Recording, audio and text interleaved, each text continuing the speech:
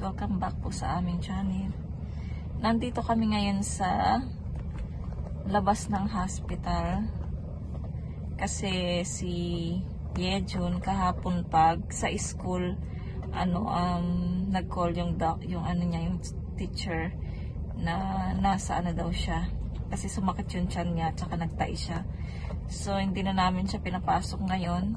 Tapos kanina bang driving bigla na lang siyang nagsusuka.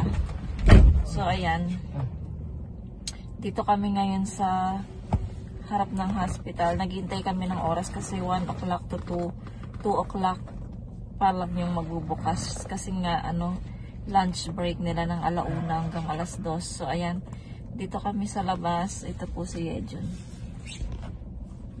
Ayan po si Yejun.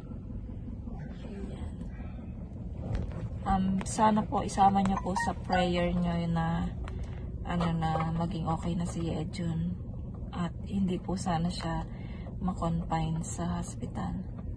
Sana makainom lang siya ng gamot tas maging okay na siya. Yun po, maraming salamat po. Update ko po kayo mamaya pagka pagka natapos na yung check-up niya.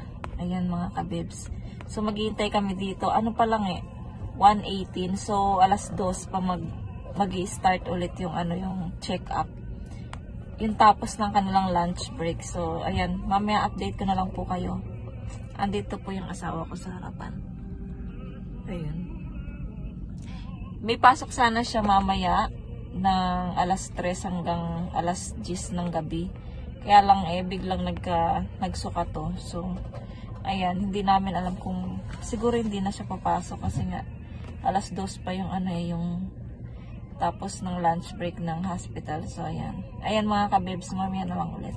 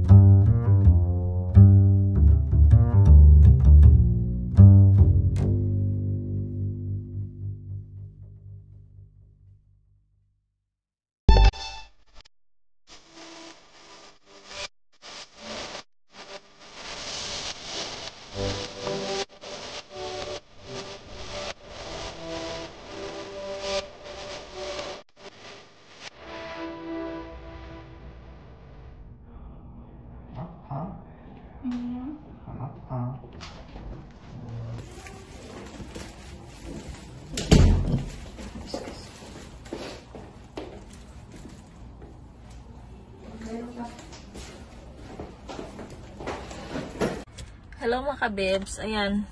So, kanina nakita nyo na chine-check up na si Yejun ng doktor. So, ngayon, sabi ng doktor, x-ray muna at saka yung para siyang ultrasound. So, ultrasound siya, tsaka x-ray. Tapos, gusto ng doktor ipa-admit siya. So, sabi ko, naku, ayoko pa naman mag-stay na sa hospital, lalo na nahihilo nga ako, tsaka yung tenga ko masakit. So, lalo akong mapapagod. Pero pinagpipray ko na sana wag na siyang ma-admit at sana sa bahay na lang siya, yung iinom na lang siya ng gamot. Kasi ang mahirap talaga mag-stay dito sa hospital, lalo na lalo na may virus, 'di ba? So, ayoko talagang kasi alam niyo ba dati lagi na lang nako-confine yung mga anak ko dati nung mga bata sila, mga baby pa. Ayan, yung ubo, ganyan, sipon, tapos sakit ng tiyan, yan, agad nilang i-confine. Pero hindi ko alam kung sana lang, pinagpipray ko lang na hindi siya ma-confine. Maging okay na siya. Yun lang mga kabebs. So yung asawa ko at saka yung anak ko nandun pa sa loob ng hospital. Ako nandito, lumabas na ako nag-stay na ako dito sa kotse. So maghihintay na lang ako ng tawag ng asawa ko. So ayan po mga kabebs, i-update ko na lang po kayo ulit.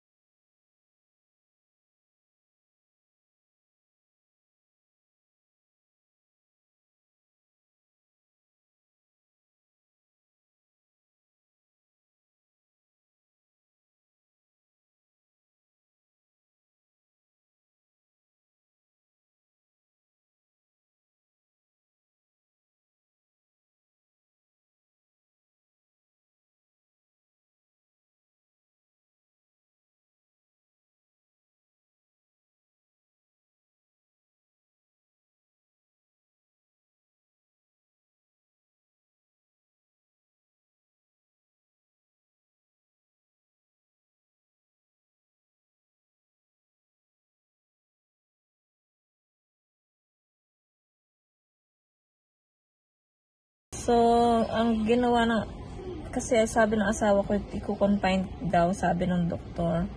Pero, ayoko talagang pa-confine siya kasi nga ayoko din mag-stay sa hospital. Umiyak ako. Umiyak ako kanina. And then, tsaka ayaw din ni Yejun kasi tatakot siya sa kasi merong swab test bago ka papasukin doon sa mga room ng mga nako-confine. Need mo munang magpa-swab test. So, ako din ipapa-swab test, kaming dalawa. So, takot yung anak kong ma-swab test. Tapos, sabi ng asawa ko, nakiusap siya doon sa doktor na bigyan muna ng gamot si Yejun. So, i-try namin kung magiging okay siya. Pero, i-obserbahan namin siya hanggang bukas si Yejun. Pag sumakit pa rin yung tiyan niya, at saka pag nagtai pa rin siya or nasuka, wala kaming magagawa kundi ipa-confine siya. Pero ngayon, kanina nung pag-uwi namin, masakit pa rin yung tiyan niya. Pero nung binirahan namin siya ng lugaw, so pinakain ko siya ng konti, tapos pinainom ko siya ng gamot. So ngayon, okay na daw siya, hindi na daw masakit yung tiyan niya. So ayun siya, nagsiselfone na. Ayun, So, ayan siya. Nagsiselfone na siya mga kabebs. At hindi na daw masakit yung tiyan. So, masaya ako. Sana tuloy-tuloy na. Hindi na sumakit yung tiyan niya. At hindi na siya magsuka or magtae. Pero kahapon, doon siya nagtae. Ngayon naman, wala siyang dumi ngayon. So, nagsuka lang siya kanina. Konti lang naman yung sinuka niya. Tapos ngayon, ayan, sana po maging okay na. So, update ko na lang po kayo bukas kung anong mangyayari. Kung sana maging okay na siya, sana po ipag-pray nyo rin po siya yung anak ko, si Yejo na yan. Maraming salamat mga kabeb. See you na lang po tayo bukas. Medyo pagod talaga ako. Maggagabi na, ganun pagod talaga ako mga kabebs. Kaya ayoko talaga ng makonfine si Yejo. 5 araw daw sana siyang i-confine, sabi ng doktor. Pero sana umepective yung gamot na binigay sa kanya. Ayan mga kabebs, so magkita na lang tayo bukas. Good morning mga kabebs. It's July 7. Ayan na po si Yejon. Update ko lang po kayo. Medyo okay na po si Yejon. Hello ka daw, Jun. Hello. Ayan. Nag-games. So, Okay. 3 beses na siyang inom ng gamot. At saka binibigyan ko siya ng yung hot pack para hindi sumakit yung yung tiyan niya. So, ayan. Na rin siya, nag-almusal, tapos pinainom ko na siya ng gamot. Tapos ako din, nag-aalmusal na din ako ng tinapay, peanut butter, at saka itong toffee nut. So, yung toffee nut latte ay bumili yung asawa ko ng isang box na. So, ako na pong gumawa nito ng sarili kong toffee nut. Ayan siya. Tapos, itong box na to, itong baso na to, hinugasan ko lang siya. At saka ito, bago tong straw ko. So, ayan. Para na siyang, binili ko siya sa Edia Coffee Shop. So, ito po yung box ng toffee nut. Yung pinabili ko sa asawa ko. Ayan. Ito po siya. Ayan. So, magtitimpla na lang ako doon. Bali, 2 yung ganito ko yung sachet ko na ginagamit para lasang-lasa talaga ng Edia Coffee Shop. Ayan. So, ayan. Meron na akong toffee nut. Mga ilang araw din to na iinumin ko. Ayan. Siyempre, kasama yung mga bata. Gusto nila yan. Yan, mga kabebs. Tapos, yung asawa ko naman, si Yechan, hinatid niya sa school. Sinakay niya sa sasakyan kasi nga medyo, pangit yung panahon ngayon, umuulan. Mga ilang araw na, 2 days na ba?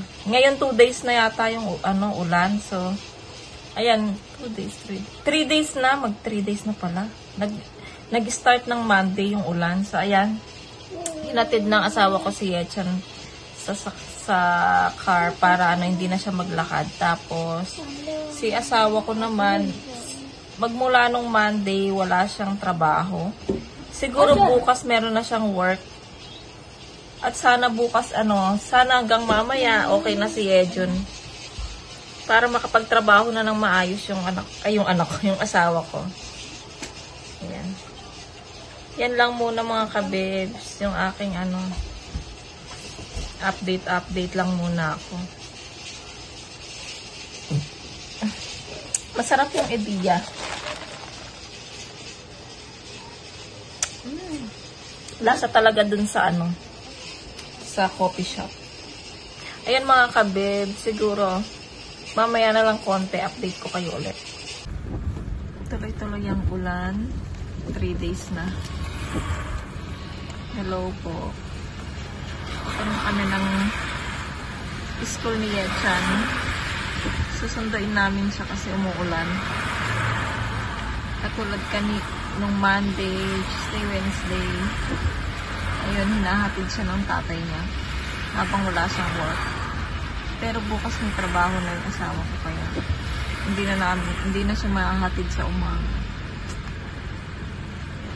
Yung anak ko si Yejon po ay medyo okay na po siya.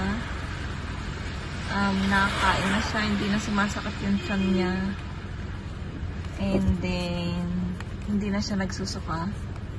Nasa bahay po siya. Iniwan namin siya, nanonood siya ng TV. Pero pinakain namin siya ulit ng lugaw. Pero ibibili namin siya ulit ng lugaw kasi naubos na yung lugaw na binili namin kahapon. So, ito. Ayan po. Nagugutom ako.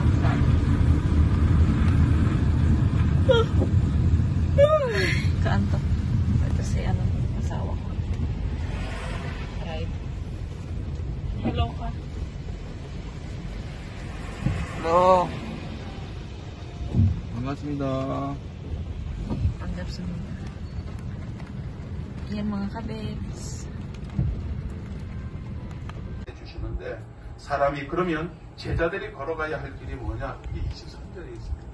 앞으로 종들이라고 말하는 저와 여러분 다 우리의 삶으로 종된 삶을 살아간다면 이 12제자 외에 12제자만이 아니라 오늘 모든 그리스도인들은 이 유다의 질문을 통해서 우리 주님이 하신 말씀의 해석자들이 된다는 거죠. 그러면 저와 여러분 종들로서 예수님의 제자로서 우리의 삶을 통해 그렇게 걸어가야 할 저와 여러분에게만 나타내 주실 것이 뭐냐? 사람이 나를 사랑하면이라는 말이 있습니다. 23절을 보겠습니다. 예수께서 대답하여 이르시되 사람이 나를 사랑하면 내 말을 지키리니 내 아버지께서 그를 사랑하실 것이요 우리가 그에게 가서 거처를 그와 함께 가리라. 사랑하는 우리 성도 여러분, 여기 이 말씀을 잘 분해해서 이걸 알아봐요. 첫째, 예수님께서 제자들 너희에게만 나를 나타내시는 그 목적이 뭐냐면 예수님께서 사람들이 나를 사랑하면 그러죠. 그러면 이게 누가 이렇게 이 일을 해야 된다는 겁니까? 앞으로 이 질문을 한 유다를 중심으로 지금 예수님 앞에 모여있는 모든